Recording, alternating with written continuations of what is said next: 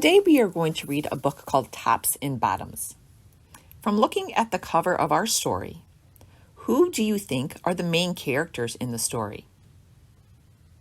What can you tell about this story from the pictures and the title? Where do you think they got the vegetables? Tops and Bottoms, adapted and illustrated by Janet Stevens. Once upon a time, there lived a very lazy bear who had lots of money and lots of land.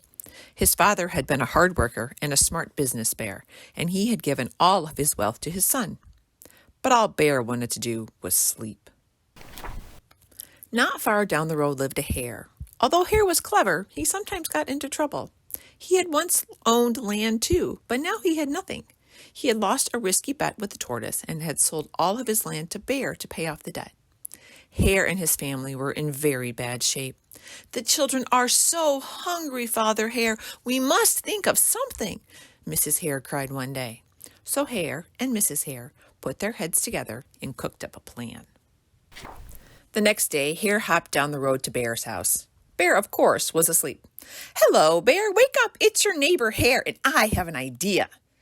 Bear opened one eye and grunted. "We can be business partners," Hare said. "All we need is this field right here in front of your house.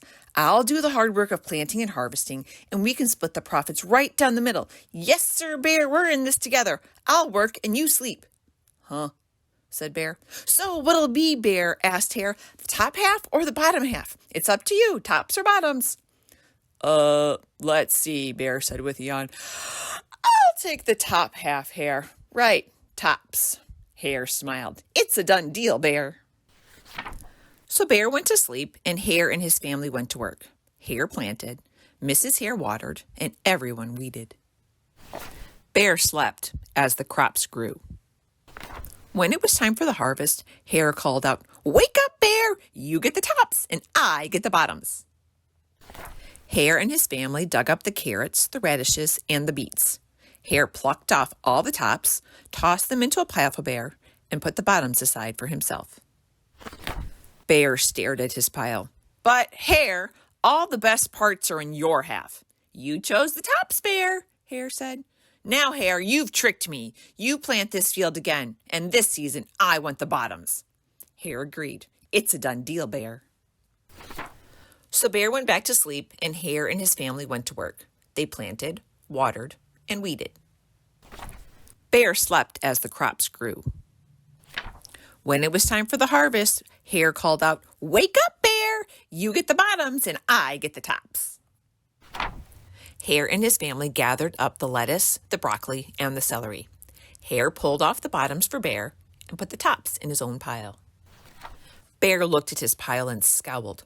"Hare, you have cheated me again." "But Bear," Hare said, "you wanted the bottoms this time." Bear growled. "You plant this field again, Hare. You've tricked me twice, and you owe me one season of both tops and bottoms."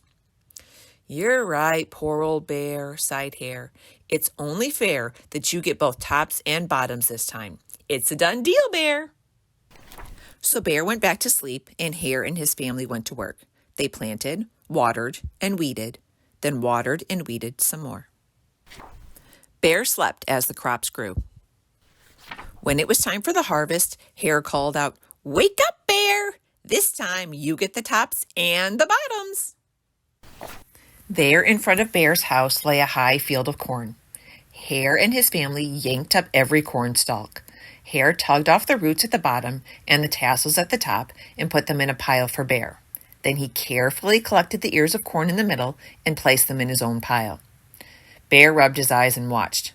"See, Bear? You get the tops and the bottoms. I get the middles. Yes, sir, Bear. It's a done deal." By now, Bear was wide awake. "That's it, Hare," he hollered. "From now on, I'll plant my own crops and take the tops, bottoms, and middles." Hare and his family scooped up the corn and hopped down the road toward home. Bear never again slept through a season of planting and harvesting. Hare bought back his land with the profit from the crops, and he and Mrs. Hare opened a vegetable stand. And although Hare and Bear learned to live happily as neighbors, they never became business partners again. I hope you enjoyed listening to our story today, Tops and Bottoms, adapted and illustrated by Janet Stevens. Has anyone ever grown vegetables? What vegetables did you grow? How many of you eat fresh vegetables? Which ones are your favorites?